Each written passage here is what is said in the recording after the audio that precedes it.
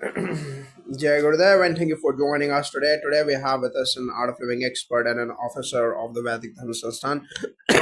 So Gurudev has often said, wherever there are people, there will be politics. Why don't we accept this fact, be skillful, and move through it all? Today we have with us an art of living senior faculty and an officer from the Vedic Dharma Sansthan to help us understand how to navigate office politics with wisdom, spirituality, and ancient knowledge. So let's begin with the fundamental question: is it possible to succeed in work without playing office politics? Yes, Gurudev has clarified beautifully. Politics is nothing but the play of the human mind. Wherever there are people, there will be likes, dislikes, insecurities, comparisons, and egos. We cannot escape it, just like a surfer cannot escape the waves of the ocean. But what we can do is learn the art of surfing, that is, the art of handling emotions and situations through meditation, Sudarshan Kriya, and Pranayama. We rise above impulsiveness. We don't drown in the way, we ride it gracefully. Success does not mean avoiding politics, but moving skillfully through it without losing your peace. This is exactly what our scriptures have always emphasized. The Bhagavad Gita says, Samvatvam yoga uchyate. Equanimity is yoga at work. When we get disturbed by someone's favoritism or harshness, we lose our inner balance. Gurudev's wisdom echoes the Gita. Accept people as they are, like rag dolls, and wait for the right time. Instead of forcing change, it is a yagya of patience. Many people say office politics drains their energy and ruins relationships. How can one protect their mind? The biggest loss in office politics is not missed promotions or recognition, it is the loss of our inner joy. Gurudev says, don't let anyone spoil your celebrative spirit. That celebrative spirit is your prana, your life energy. Meditation twice a day makes the mind like a clear sky. Even when people try to pull you into gossip, jealousy, or manipulation, you remain like a lotus leaf, untouched by water. The discipline of daily meditation makes your intuition sharper, so you automatically know when to speak, when to be silent, and when to withdraw. In the Ramayana, we see many examples of palace politics, Kekai being influenced by mantra or Ravana's ministers feeding his ego. But those who remained steady in dharma, like Hanuman, never lost their focus. Hanuman only looked at his track, his seva, not left nor right. Similarly, Gurudev reminds us, focus on your work, do your best, and leave the rest to the divine. This is Karma Yoga in modern offices. Gurudev also spoke about impulsiveness as the root of disasters. How does one cultivate restraint in a competitive workplace? Impulsiveness is when the mind reacts before wisdom can guide it. In office politics, someone criticizes you and immediately you react with anger and a mail, or with gossip. Later you regret it. Breathing techniques like Bhastrika and Sudarshan Kriya strengthen the gap between stimulus and response. Instead of being a football of others' opinions, you become the referee of your own mind, and you make decisions based on intuition, not impulse.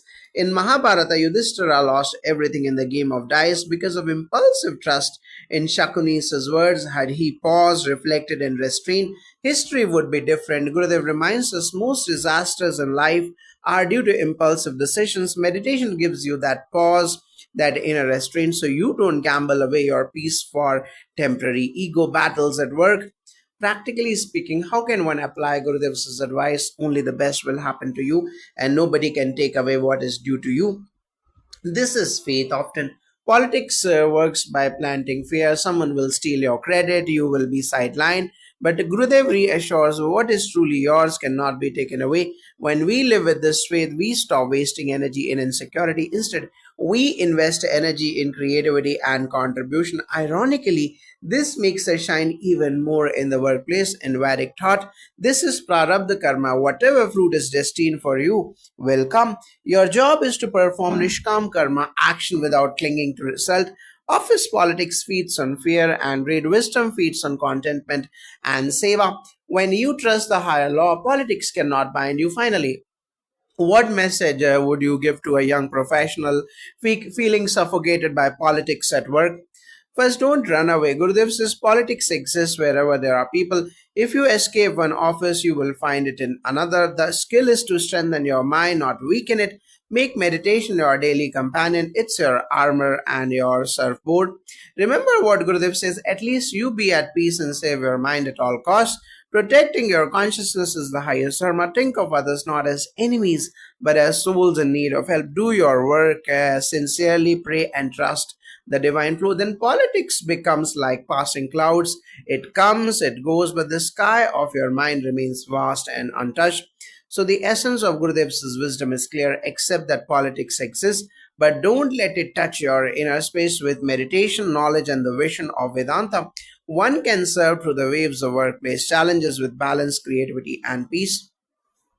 Thank you both for your insights. His Holiness Gurudev Shri Shri Ravi Shankarji has given us such a practically yet deeply spiritual lens on handling workplace politics.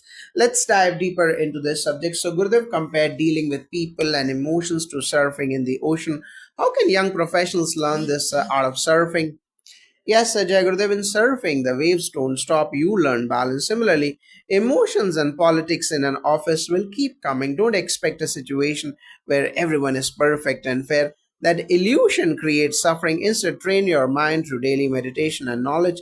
Slowly, you will realize that politics is just a surface play of the mind. The ocean inside you, your consciousness is vast and still. This echoes the Kathopanishad, which says the wise one sees the play of senses but does not drown in them. Hanuman is a perfect surfer, whether praised by Rama or insulted by Ravana. He remains steady in his mission. Surfing means aligning with Dharma and not getting thrown off balance by the ups and downs of people's opinions. Gurudev says we should see people as rag dolls when troubled. Isn't that difficult in real corporate life? Yes, it is difficult but not impossible. Think about it. When a colleague insults you, it is their stress, not yours. If you take it personally, you start a chain of misery. Gurudev advises us to see such people like rag dolls. Their words are hollow, their emotions are projections. This mental shift immediately cuts the chain of reactivity. In Mahabharata, Bhishma knew the Kauravas were acting under ignorance, like dolls in the hands of destiny. He endured with patience. In modern offices, if you recognize that people are often slaves of their own stress, insecurity, or ego, compassion arises instead of resentment. That is what Gurudev calls a skill in consciousness. Many employees run away from offices saying too much politics. What is the danger of running away? The danger is that you never develop inner strength. Every organization has politics. If you leave one, you will meet the same situation in another. Avoidance only postpones growth. Gurudev says, don't let anyone spoil your consciousness. Running away makes you weak. Facing it with wisdom makes you unshakable. Even Lord Rama did not run away from Ayodhya's politics. When Kekai's demand came, he accepted exile with grace. His strength was not in escaping, but in embracing destiny with dignity. If we run, we miss the tapasya or inner austerity that challenges offer. Gurudev mentioned in a race, if you keep looking left and right, you lose your race. How does this apply to work competition? In corporate life, we often waste energy comparing. He got promoted, she got recognition. This drains creativity. When you focus on your lane and give your best, your progress is natural.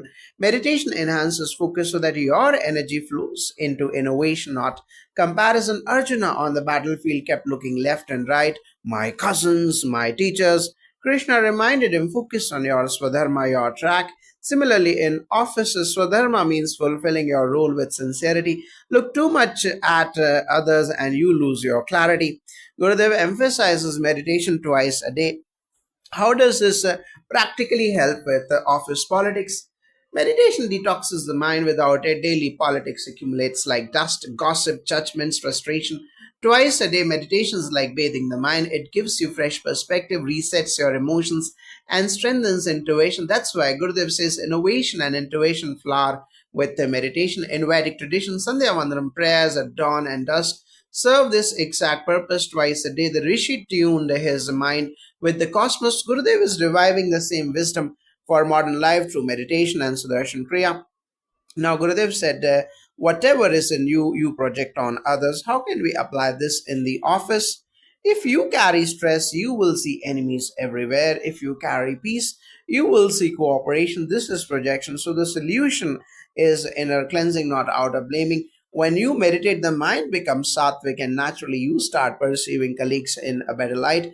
Scriptures call this drishti dosha, the fault of perception. Ravana saw enmity in Rama because his own heart was clouded.